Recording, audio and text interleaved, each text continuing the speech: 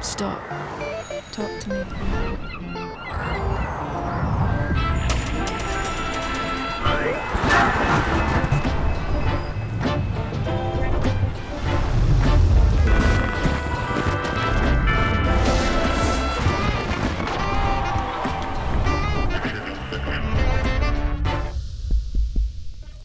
Hey, Grant.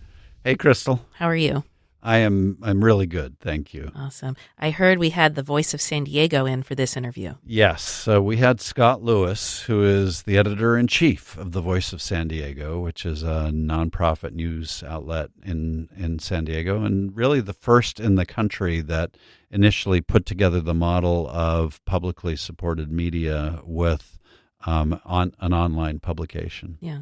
Well, I'm excited to hear what he has to say, so perhaps we should just jump in. Let's do it. All right. All right, Scott Lewis, thanks so much for joining me. Thanks for having me. This is a treat. I've actually known you for a long time, even though really only gotten to know each other in the last 3 years since I moved to town. But we met a couple of decades ago when you came to Pittsburgh to talk to us in Pittsburgh about doing nonprofit media, and San Diego is at the forefront of a movement that you came to talk to us about. What stuck with you about that visit with us, aside from obviously the brilliant people you met? Yeah, what was his name? John Ellis. That was fun. Pittsburgh, just getting to know Pittsburgh. I'd never been there.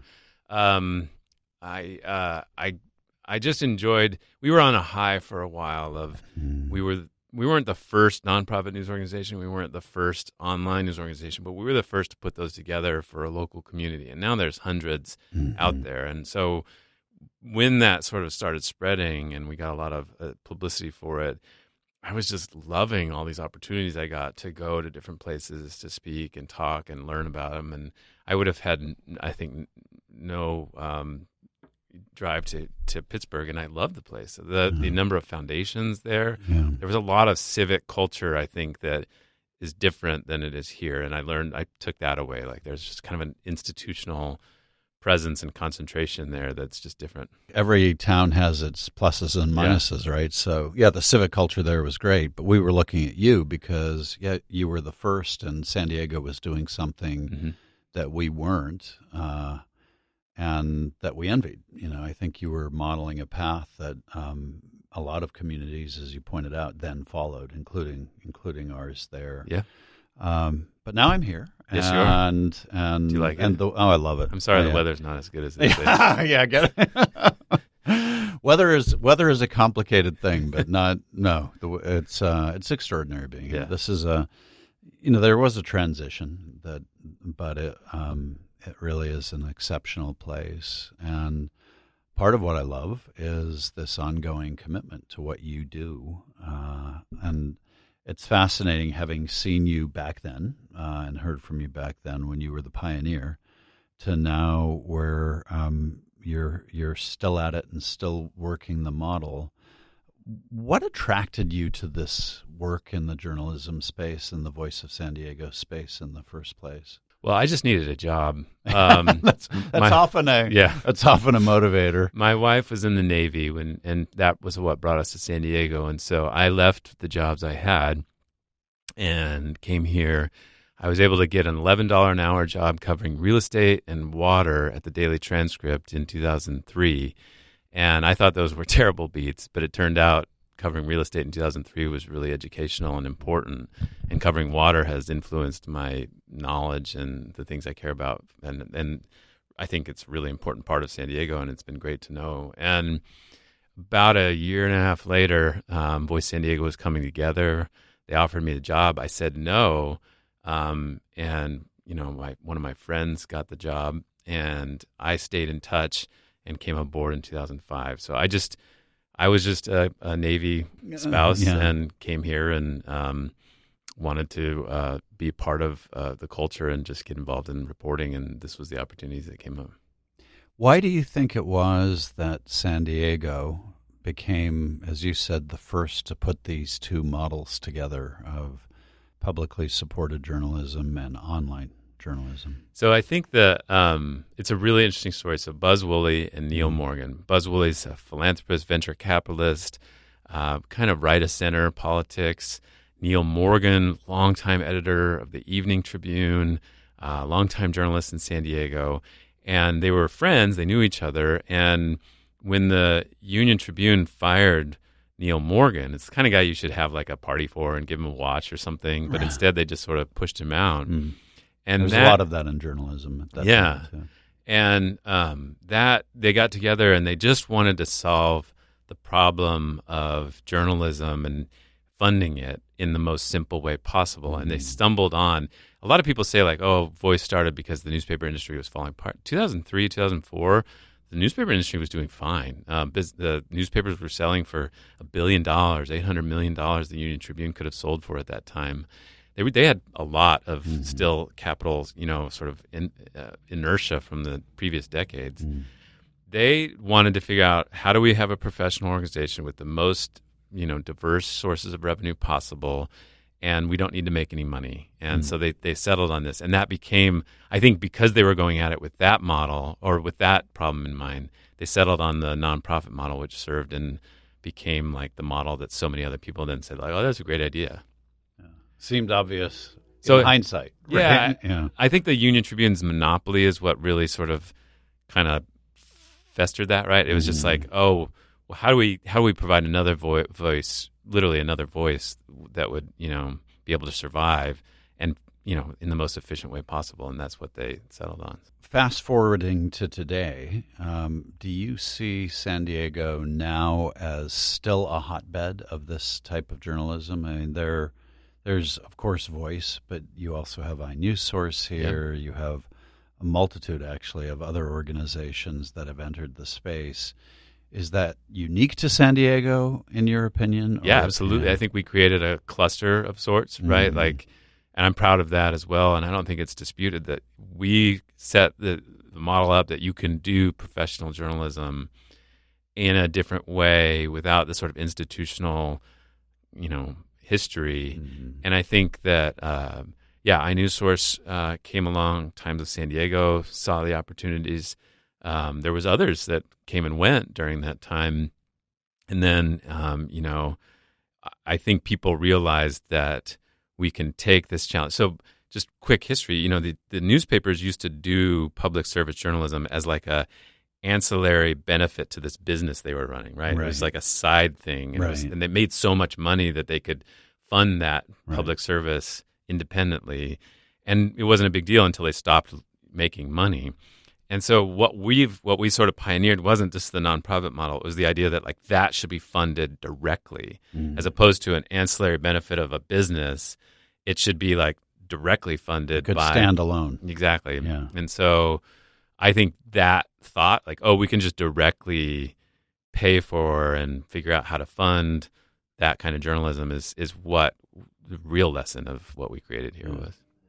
So did you have any highfalutin ideas about the role of journalism when you were getting this going? Or, I mean, you joke about just wanting a job, but that's not how you talk about the role and the mission. So what were your ideas that were motivating you at the time? The biggest thing that we set in motion was sort of two parts. One was we weren't going to do anything that anyone else was doing. Like we have to be better or different than everybody else. And that was just key to like a business surviving. Like, what if we're just doing the same things that the paper is doing or that the TV stations are doing, then what are we even here for? Why would anybody fund us? And so that was a really important. So if a plane crashed, we had to teach our reporters, like, you don't go cover that. Like, you're not going to be able to add any value to that. You need to. You need to maybe spend some time investigating why it happened, or figure out something that you can do in a couple of days, a slow food kind of thing, a slow news kind of thing. The other thing we did was really attack the news voice. There was a voice that developed over decades in the objective journalism world of authority, of like everybody was Walter Cronkite and Edward R. Murrow. Exactly, like, this is the way it happened, and a crowd of people gathered in downtown. It was just this, and it created a distance between the public and the journalist, where the journalist was able to say, like, act as an authority, almost a superior entity. And the public suspected that there was more to that person, that there was that they were seeping through their voice sometimes, their own. And what we wanted to do was just be candid, conversational. And so we would even play on it. The Union Tribune for a while would refuse to recognize our work. They would pull off something we had figured out, and then they would, write an editorial about it. And reportedly this happened. And so, or even when they would do it, they would say like, oh, Voice San Diego, a local news website, would do this. And so we started doing the Union Tribune, a local newspaper. So we would just have fun with it and try to talk to people normally and in a conversational voice. And people really responded to that. And they felt like, I think that was a better way to create trust with them, was to just talk and write in a way that we would talk. The issue of voice, I'm so glad you brought that up, because I did want to ask you about that. Yeah. And the voice certainly has a distinctive voice, and it's irreverent. Yeah. I probably shouldn't share this, but I'm going to anyway because you invited it. Sure. So, in the questionnaire that we do for our guests, one of the questions we ask is there something that we shouldn't be asking you about? Because that's not the point of the podcast, right, is to put them on the spot. But your answer was some version of, if there's any question I don't want you to ask me about, you should ask me about it. 100%. So, which I loved. I thought that was great.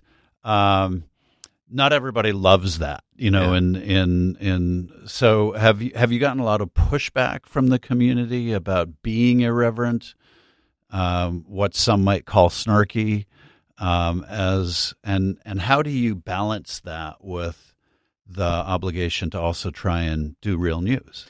I think the most pushback I get is that we're not that as much anymore, maybe. Oh, that really? We're not living up to it sometimes when we should, and maybe we're getting too, serious and too part of the system. I think for a while, I think we thrived on that sort of surprising people and, more spicy, irreverent headlines, as you said, and stuff that just kind of caught people's attention. But I really did just want to lean into no, let's just talk. Let's just share and write and everybody, because I think that part of the problem in San Diego was that we hid behind a discomfort of conflict, a discomfort of just not being part of the status quo. And so I think this town is a little bit, and has been, too afraid of being real with each other in a way that holds it back from progress. We need to be able to battle, and there's always somebody that's upset that a councilman asked too many questions or something, and it's like, oh, you should have been nicer to them. No, let's have it out and know that we're on the same page and that we can make progress out of that. And I think to the contrast, actually, I think we only had success because we were able to surprise people. This is our 20th anniversary this year.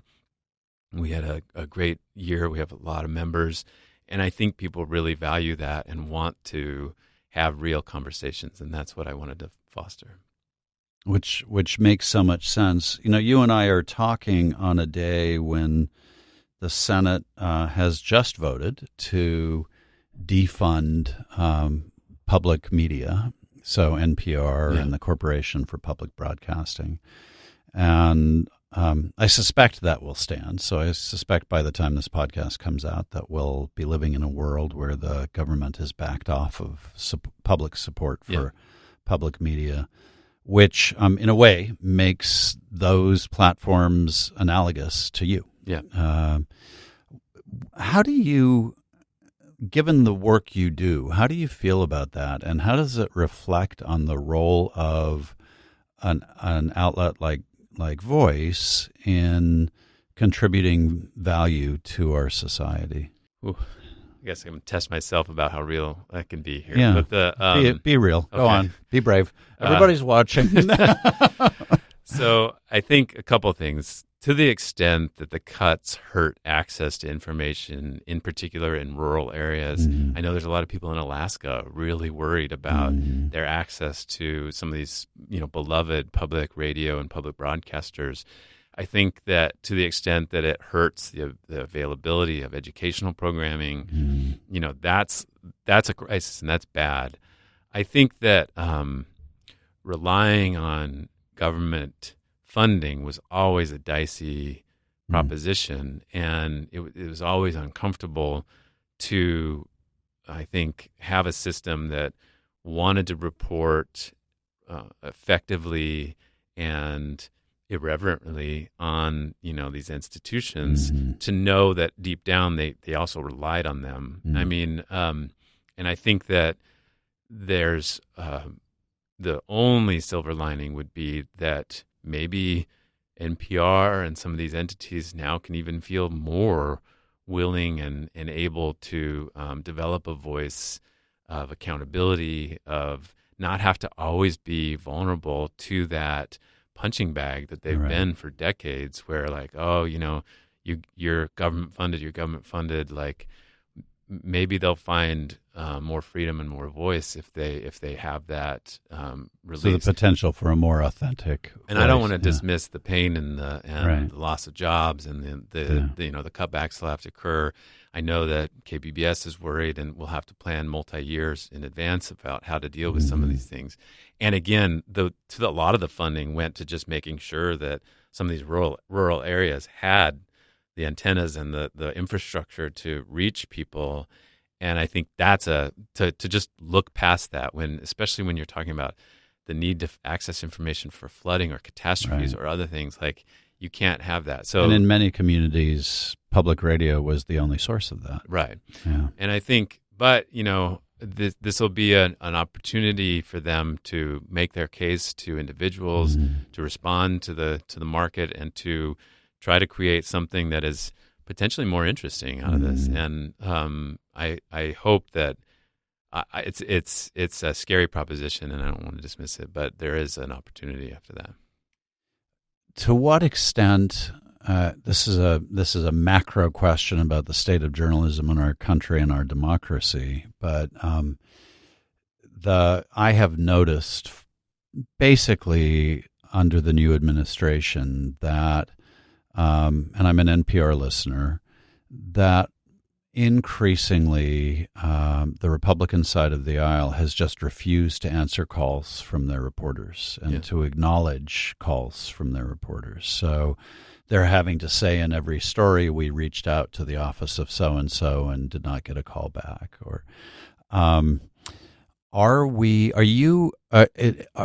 you concerned at all about this, what's happening with public media as an expression of increasing disregard for the role of journalism in society? And is it becoming easier just to brush it off, regardless of where people are on the political spectrum? 100%. I think we're in an environment, especially in the national discussion, where you never have to interact with a silo that you're not a part of. And that when we try to make deals out of that, or we try to have conversations about shared problems or collective solutions, that's almost impossible because you're just listening to different people. You're working off a different story. You're a completely different reality. And that's awful. And I don't know how to deal with that.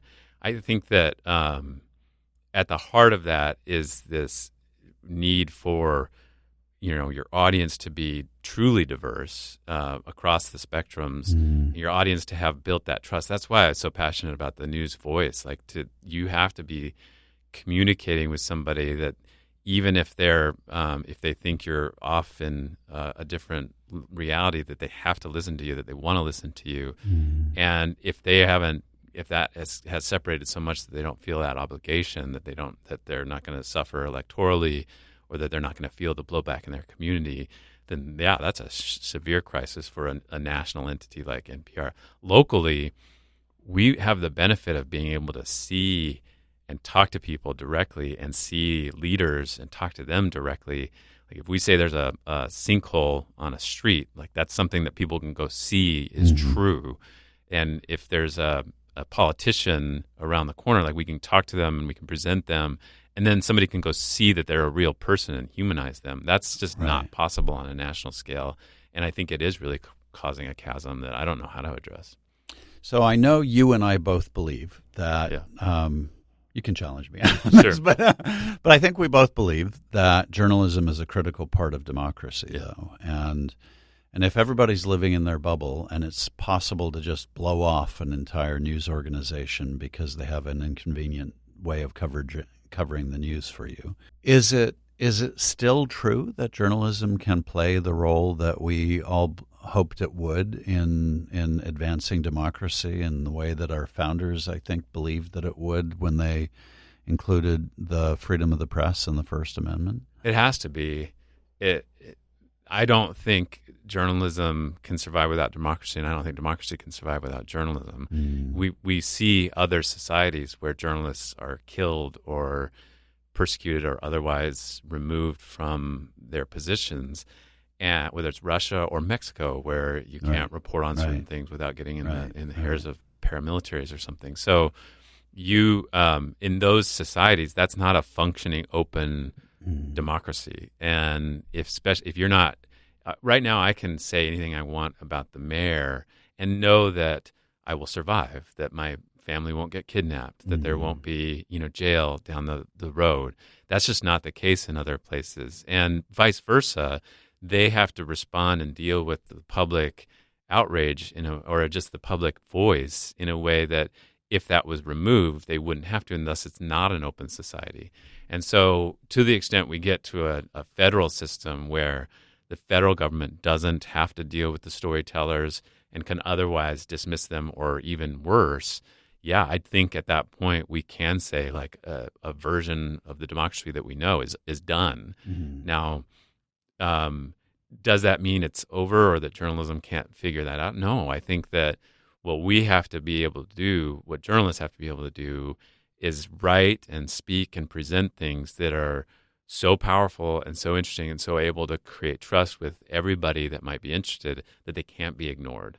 And to the extent that NPR or other places aren't doing that right now, that should be their primary challenge, is figuring out how to speak and say and create content that traverses that in a way that can't be ignored. And that's really our only hope.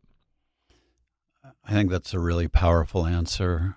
Let's bring it down to the local level. Yeah. Let's come, because this is where we're focusing and you're focusing.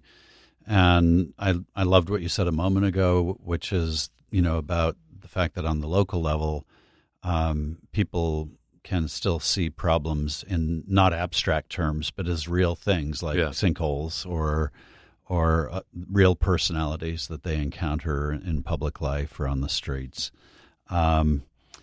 So how do you see this whole fight for democratic principles in our society playing out on a local level? When you go to work every day and you're putting on your Superman costume, what is it? What is it that is motivating you around that set of ideals? I think it's super healthy right now, frankly. Like, I think there's a lot of places that need more coverage, that need more engagement. There's no question about that. But the ability for people on the local level to raise their voice and be heard, I think, is as strong and vibrant as it ever has been. I think the participation is more diverse. I think that the storytelling and the power of storytelling is as impactful as it ever has been. I think what worries me is that the city and the county of San Diego are facing some challenges that are not being addressed and we're not fixing, to the point where we're going to start to see some rather catastrophic outcomes. Like we just did a story this week about enrollment in San Diego public schools down 25,000 students. Some of these, there's a lot of places, elementary schools in particular, down 50%, down 25%, down 30% over the last 10 years. This is an outcome of A, declining birth rates, and B, the cost of living. It's impossible for so many families to picture raising their kids here or building a family here or having more kids. And that is how does that even change? How do we get to the other side of this cost of living crisis? I don't know. Right. And the infrastructure is crumbling. I was surfing the other day in Ocean Beach, and a thousands of pelicans took over the Ocean Beach Pier, and it was the coolest the Ocean Beach Pier has looked in months, because it is just a symbol of decline. Yeah. It's a crumbling, 500,000 people used to go there every year, and now it's just crumbling. It's the Civic Center. You guys are working on that. It is so awful. It's an awful place. And there's so many things like this around the community we're going to have to start closing schools.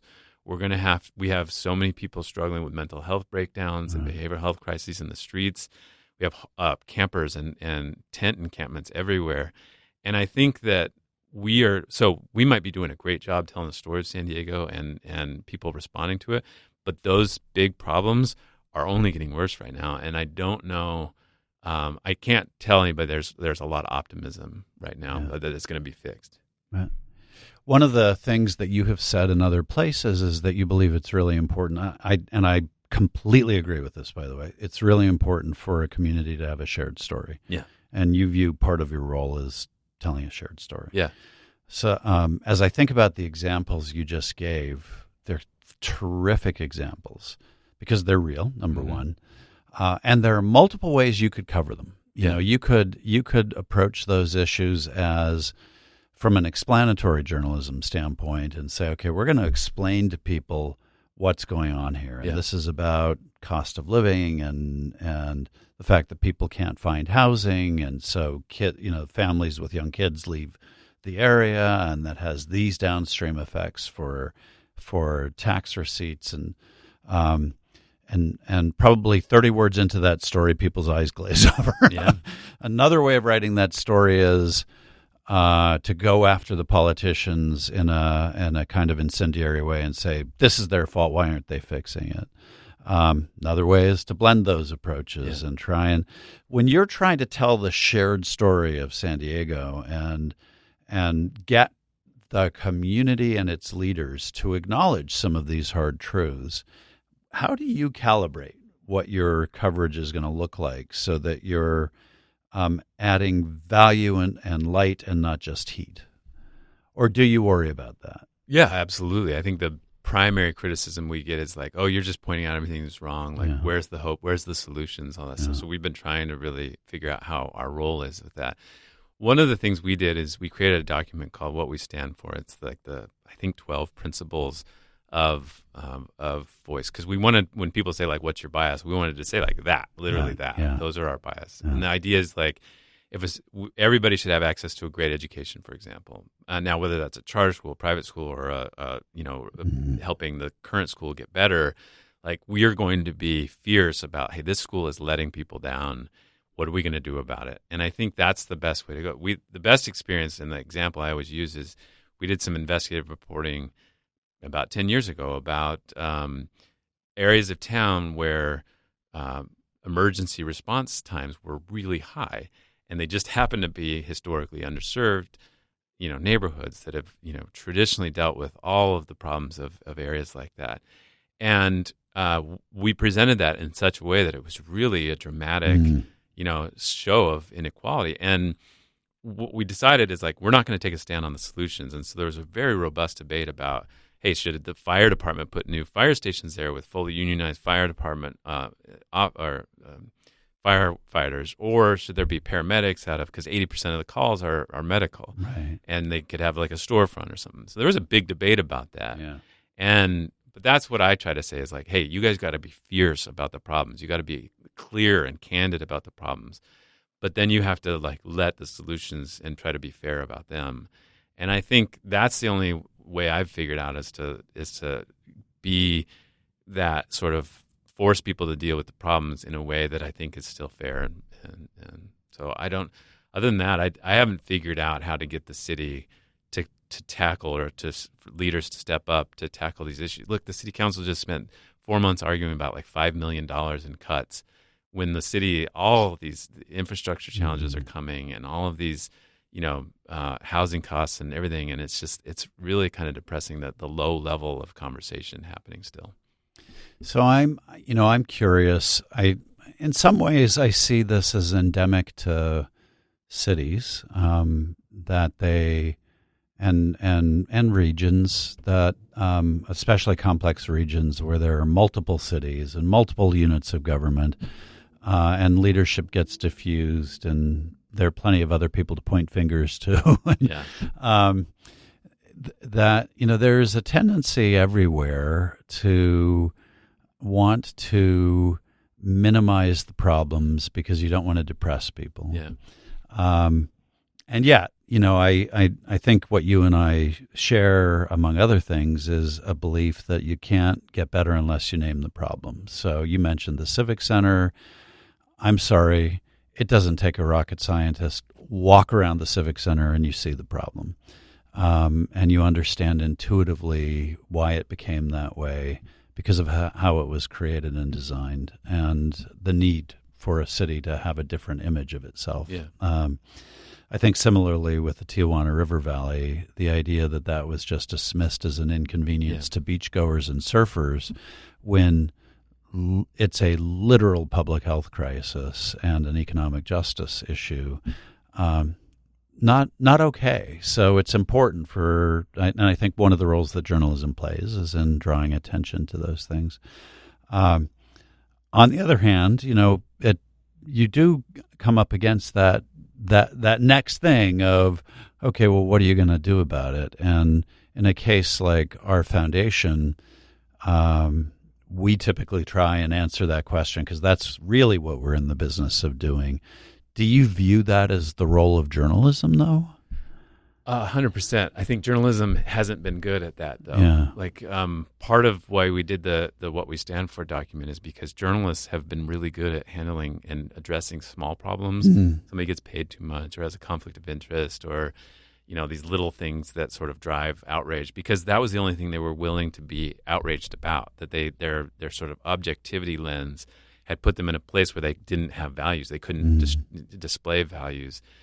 And so I think what I try to get across is like, no, the big problems have to be in our scope because that's what people are worried about, the cost of living, the homelessness, all these things. And so we have to be able to figure out how to force those conversations. And it's not easy. But I think the answer I always give to your point about like, oh, we don't want to depress people, I think it's the height of optimism to think that a community is strong enough to deal with its biggest problems and to not be shy about talking about them. And I think that that's what's really unfortunate. I think when a mayor or somebody gets elected and they start feeling defensive about the entity, like anything negative about it is like something they see as a personal attack, when it should be like they should embrace the biggest problems because that's their only way to ever provide the big solutions. Right. And I want to create a culture where people are more willing to do that, but I still am a part of a culture that knocks them down for, stumbles along the way or little things that they get in trouble with, where they're gun shy to do that kind of thing. And I recognize, my role in doing that as well. And so I think it's about creating a story where like these are the big problems. Nothing else really matters unless you're dealing with them constantly and providing solutions to them constantly. And I hope to get better at forcing that and making sure that they see participating in those big conversations as rewarding as the little sort of takedowns. All right, so I have this thesis, which is, and this has been an issue for me since coming to town, and the thesis is that San Diego has these amazing assets and amazing people, amazing opportunities. And it should set its sights higher on the possibility of what can happen here. We should be a leader in the state. We should be a leader in the country. The tendency is to look at problems, and this is not unique to San Diego, but the tendency is to look at the problems we have and obsess about those and say that, we should take what we can get by way of a solution. And the truth in life is that you get to big ideas by making the problem bigger, not smaller. Yeah. Kind of exactly what you were saying. But a thesis that we've been following is that part of our role should be to help inspire San Diego to take on bigger ideas and bigger challenges. What I'm curious about is, do you see that as, given the history that you've seen in San Diego, as an important inflection point for us culturally as a community? And can it happen? It's tough. This isn't like other places. A lot of people came here to be comfortable and not to build a city. This isn't like I grew up in Utah. I've never heard anybody say that, but I guess that's true. Yeah. Yeah, I grew up in Utah where even whether it's right or left, there's always progress. Like it's just building constantly. It's always growing. It's building new thing, infrastructure, Olympics. It's just constantly progressing. Pittsburgh, I felt, was similar. It's just this like always, what are we going to do next? How are we going to get there? And I think the San Diego's not that. San Diego, a lot of the population of San Diego is transitory military or coming and going, or people who came here to leave that race or to leave that progress and just be here. This community has always struggled with the two faces that it has. One is the people who just want it to be the way that they know and the way that they feel is comfortable and leave me alone and don't mess with my neighborhood.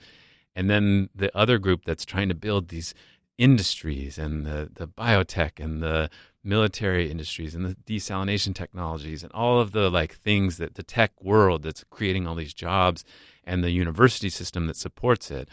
And so they used to call it geraniums versus smokestacks. It's the same fight we've always had where the one group wants to build and create jobs and the other group wants to just make things nice and stop bothering us, be Santa Barbara. And I think that they always fight. And guess what? They both always win. They always create the jobs and the other side always stops the creation of housing and other things to accommodate all the people that come here. But don't you think that balance has to at some point change if the city is going to move forward? I absolutely do, but it doesn't, and that's why we have so many thousands of people living in homelessness here. And it's the same reason why we had so many thousands of people living in homelessness in the 40s. Yeah. It's because that imbalance is just not reconciled. It's really hard to get people to agree with it. So you can say to them like, oh, you're going to close schools in Point Loma and in Ocean Beach if you don't allow more families to live here. And I think they're maybe fine with that. I don't, and that's what scares me is like, if you say to them, hey, if we don't change this, our birth rates and our trajectory as a population is going to start to come down for the first time. And we've never seen that happen. And it's going to be more like Santa Barbara than other places. And they'll be like, great. Santa Barbara's great. I think there's a lot of people still there. I remember we tried to build a new airport 2006. I've heard this story. Yeah. Do you mind? No, please, go ahead. I love this story because I think it's true that they flew out the guy the mayor, Federico Pena from Denver, who had built the airport there. And they're like, hey, what do we do? And he has this big meeting and he's like, well, you first of all need to decide that you need a new airport. Like in Denver, it was unquestioned. The Stapleton Airport was terrible. It was a mess. It congested. Yeah. We all knew, the whole community in Colorado knew we needed a new airport. But here, we didn't, and I don't think you all do agree that you need a new airport. I think a lot of you are just fine with how convenient it is and where it is and how small it is.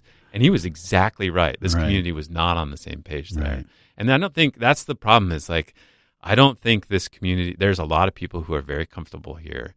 And so I don't think they want to go through the challenge of seeing that big. And then there's a lot of incentive to play to them and in politics. And that's what sticks us sometimes. Interesting. I think that really describes for me the battle that is going on for what the future of San Diego is going to be shaped by. Yeah. And okay, as you think, I'm running out of time. I got too many questions, I gotta get through a few here. Sure. But as you think about the role of nonprofit local journalism to disrupt equations like you just described and dynamics like you just described. This is a very complicated landscape, and there are multiple players. Yeah. You did create something here. Yeah. And how do you state the case for why The Voice and nonprofit journalism generally is really important at a time when people are struggling for over issues around housing and food and shelter, and that's going to be worse in the coming months, I think, as a result of federal policy. How do you think about continuing to make the case for journalism? And in asking that question, I should acknowledge that you would want me to acknowledge that we are a funder of voice. Yeah, thanks. We believe in the role of it. We also expect that if you had something critical to say about us, you would say it. Yeah. So I just need to put that on the table. But tell me why you matter in this context. I think that a community cannot do anything to make progress on its challenges unless it knows the facts and stories behind it. Our brains don't work without stories. And so in the absence of official professional journalists telling those stories, then there's going to be some really weird ones being spun by people that maybe aren't as committed to the integrity and ethics as we are committed. Now, that doesn't mean we're better. There's often all kinds of people who can contribute to that conversation. But I think having an investment in that is a tiny investment compared to the return that could come. You could have an investigative journalist in every neighborhood of the San Diego's sort of 60 mega neighborhoods, you might call them, across the entire region. You could have one in each one of them for about $9 million a year. And that's not as much as the opera or the symphony. It's a tiny investment. Right. And yet the savings in avoiding corruption, in making better decisions, in credit ratings, and we helped recover almost $10 million for the city in the investigation of the conflict of interest in the Ash Street problem. That's a massive benefit that the public gets from having that sort of system going on. And so in my view, like, we have so few journalists, just a few more of them in a community like this is an easy investment for individuals, for grant makers, and for corporations to make that in the civic culture of the community. The return is just enormous. And then you get the benefit of a community. You talk about purpose and belonging all the time. Like, we have live podcasts or our off the record event or others where it's just it's a community and it's a shared experience. Like, if you go and have a softball game with your friends and then you go to go have beers afterwards, you're all talking about the game, right? That's the power of a shared experience. Or a book club. You read the same book, you have a great conversation because of it. If you can create shared experiences like that, you create community, and people have something to talk about. They have something to be a part of, and that's community. Everybody for happiness needs purpose, belonging, and community, right? You guys are big on that. Yeah. So, like, I was even going to ask you about that, so thank you for bringing it up. Yeah. And so I think it's a tiny investment in that. Yeah. And and it goes back to your shared story right. point that the community develops a sense of itself. Yeah, and if it doesn't think of its past and its future and kind of understand the same things about why the Chargers left, or why why we can't build housing in certain areas, or anything, why the airport is where it is, these kinds of things help us go forward and talk to each other, frankly. Yeah. And I think that we having more people do that is great. And I've just had to tell my staff, like, yeah, there's Arizona State's in town now. They own, the Times of San Diego. They bought a bunch of papers. And I had a lot of people like, well, are we in trouble? Are they going to take our support? And I was like, I talked to a donor. And I was like, I'm kind of worried about this. What are you worried about? And I said, well, I don't know. I guess that you might give money to them instead because, they've got a website and they've got journalists they're hiring. And he's like, well, I'm not going to give money to Arizona State, but what does it matter? Have more people doing this work. It's great. Like, you should just keep doing what you do well and make a difference, and you'll have plenty of support. And that's what I've had to rely on, and through recessions, through presidencies, through whatever. Like, if I can keep making the case, and if people still want to listen to the podcast and they still want to read what we do, then we'll be okay. Yeah, which makes sense, and I think your donor is probably correct. You've let's talk about a couple of moves you've made at The Voice lately. You've made some bold moves recently with shifting Lisa Halverstadt to cover the county, adding Mariana Martinez Barba as the San Diego City Hall reporter, and Jim Hinch to cover South County for The Voice. So what's the story behind these changes? Why now are you making these moves? Well, so I used to do a lot of events and such in South Bay, and even going back 10 years ago, and people would be like, "Well, why aren't you covering us the way you cover the city?" Yeah. And I'd be like, I'm coming. And every year I'd go back, and I was getting to the point where I was truly ashamed. Mm-hmm. We had finally we had a donor give us $5,000, and she said, "Hey, would you cover South Bay more?" And I was like, "Yeah, that's great, but I can't do it on 5,000." And we were able to put together an initial funding that helped us actually put an investigative reporter there. And it's gone so well that I think the support has come out of the community, the members, the readership that came out of it. He went in there the perfect way, said, "I don't know anything, talk to me." And he's met thousands of people. He's just brought in like this stream of story ideas and conversation that wouldn't have happened, and explanation and investigation that wouldn't have happened without him. And so it was the perfect expansion. That's great. I've never had such a immediate expansion that turned out so well that now the funding is much more reliable and something I can count on going forward. Now we're well known for our City Hall coverage, but we haven't actually had an investigative reporter at City Hall covering City Hall stuff for almost 10 years. Mm-hmm. And so I said, like, we got to get that back, have somebody, because we were all doing a piece of it. I was doing some stuff like that. Now we have her, Mariana, and she's already starting, and same thing. The mayor's already got mad about something she's done. And I'm really excited to see that go. And now that has freed us up to take Lisa, one of the best homelessness and behavioral health and just reporters in town, and put her on the county, which is going to go through a massive disruption with the federal government's changes and the big, beautiful bill and their responsibility. The mayor got up in front of the entire community in January and said, "If you see somebody having a mental health breakdown in the streets, I want you to think of the county." Like, that's what he said in his State of the City speech. Like, I want you to think not of me, but of the county of San Diego, which was a remarkable version of leadership, not my fault, a big version, but also, well, he was making a point, right? He was making a point about the county's role and their need to step up. And so I felt an incredible calling to say, okay, let's vet that. Let's see, are they doing their part? What do they need to do? Why are people struggling so much in the street without having access to services? What can we do about that? Lisa being on that beat is going to be amazing. So I'm excited. I think we can get readership out of those in such a way that we can convert a portion of those readers to donors. And all we need is about 10 to 15% of them to become donors at an average of $150 each, and we'll be able to fund them into perpetuity. So it deepens your storytelling about the community, and it helps build support over time.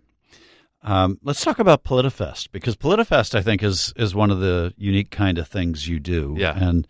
And I think it's probably because of who you are and your interest in politics. And so tell us about how that came about and where you are with it now. So I'm always influenced by the last book I read or about the situation I'm in.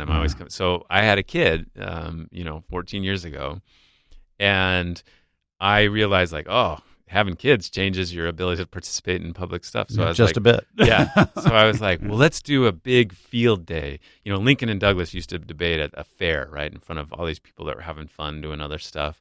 I thought, let's do something like that. We'll have a big fair type thing, and then we'll have debates about politics there. And I said, let's have a dunk tank and a tug of war and everything. Seems like a really bad idea. It was so bad. It was really bad. And but we did have a great debate, and people did come out to have that debate or to watch that debate. And so we ended up morphing it into just, okay, let's just have debates. Yeah. And that's been going really well every year. We have a series, dozen or more panels and discussions. It's just a day where you can just go and learn about everything going on, all these marriage races or different debates about the sewage crisis or water policy or whatever.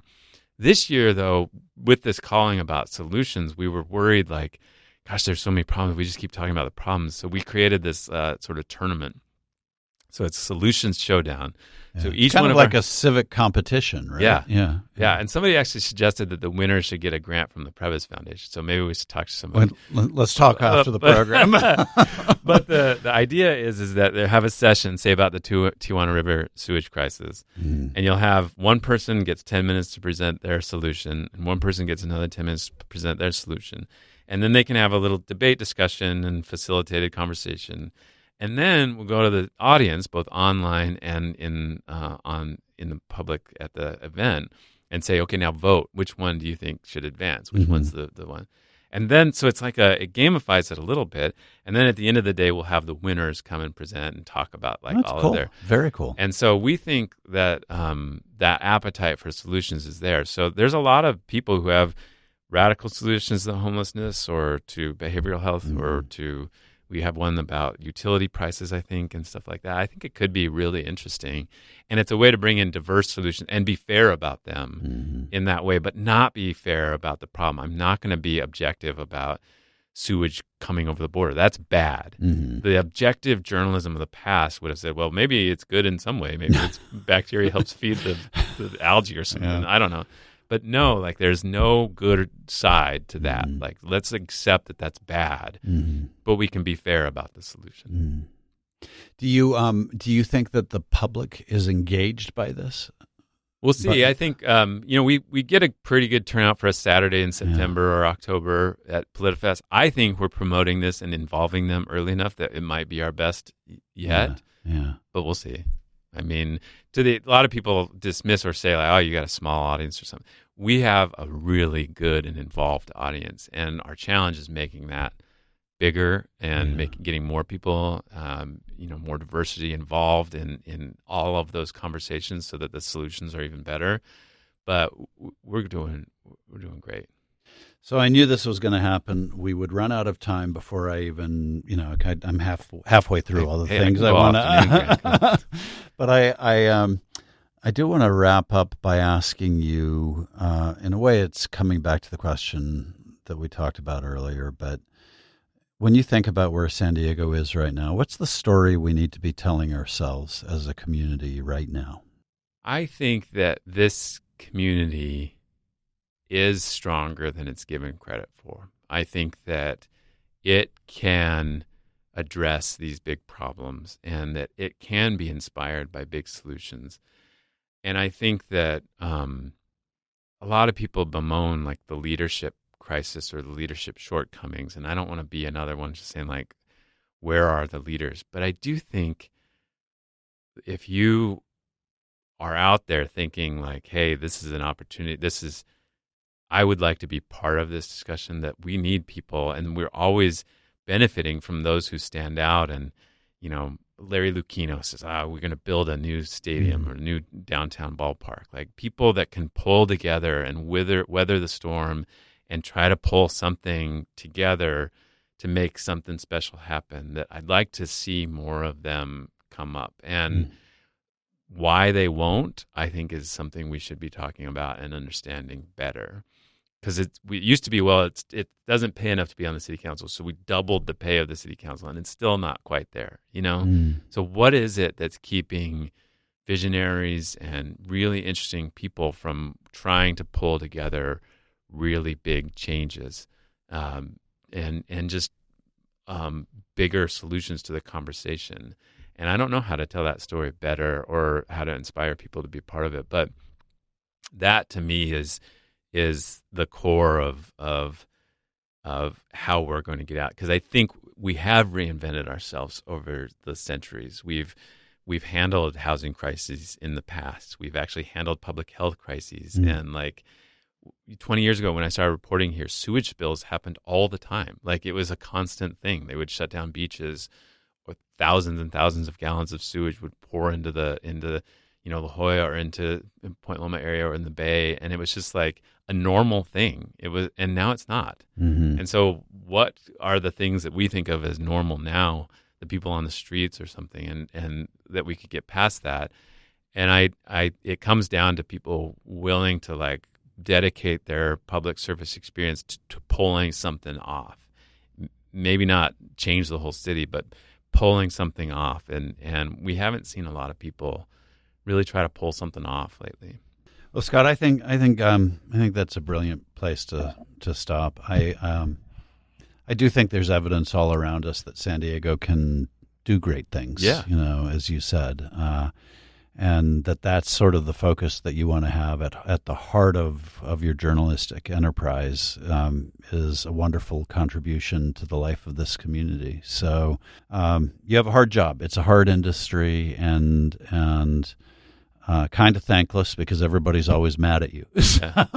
I get off on that. No, that's fun. No. But I really, I appreciate the time to talk about all of this and more importantly, the work you do to move San Diego forward. So thank you. Well, it means a lot. And for you guys to provide a platform for people to come and talk and also just be willing to talk about these big issues is a big and important, I think, new thing for San Diego. And so thank you. Great. All right. What'd you think? I know Scott is such a thoughtful person, but I really appreciated hearing all the thought behind what goes into their work, their values, and their vision. It was pretty insightful.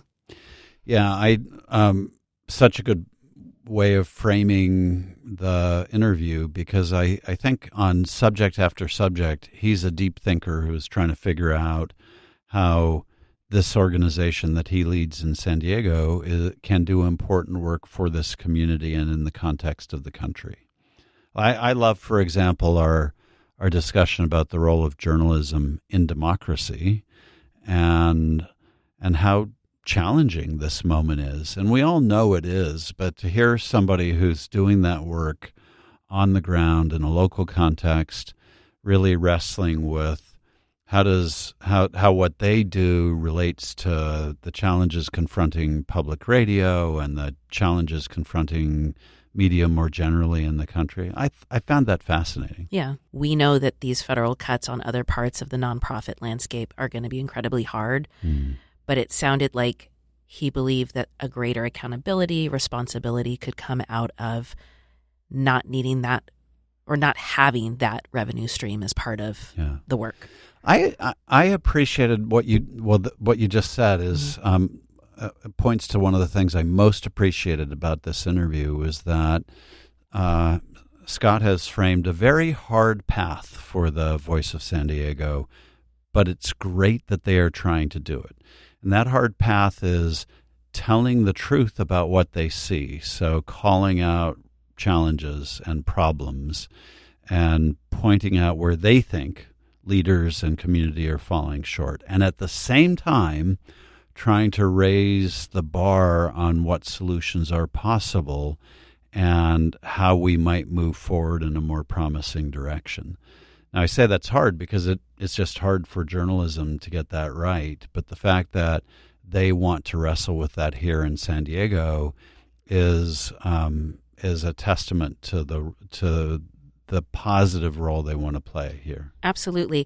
And I think I was reminded that these journalists want to make a difference, right? They want to, at the end of the day, help people better understand, better engage. And it actually, it reminded me of a time when Scott and his team did a piece on sidewalks in Encanto and what it meant for kids walking to school. And so now, I don't know, I think it makes me want to approach what they're doing with Grace instead of, if I don't like a piece or I do like a piece, it's really like, what can I glean from this to engage better? So I really appreciate how he framed that. That's such a good point. For me, this will be one of the takeaways that it is a hard time to be doing this work because even in a local context, you're not popular all the time for what you do or say when you're a journalist. And we are living in this era where journalists are increasingly treated globally and nationally as objects of scorn.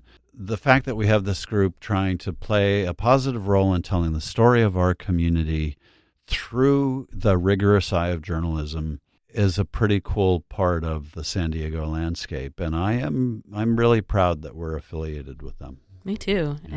And just great job on that interview, and thanks to Voice of San Diego for lending their voices to Stop and Talk. Thank you, Crystal. Awesome. See you next time. Stop. Talk to me.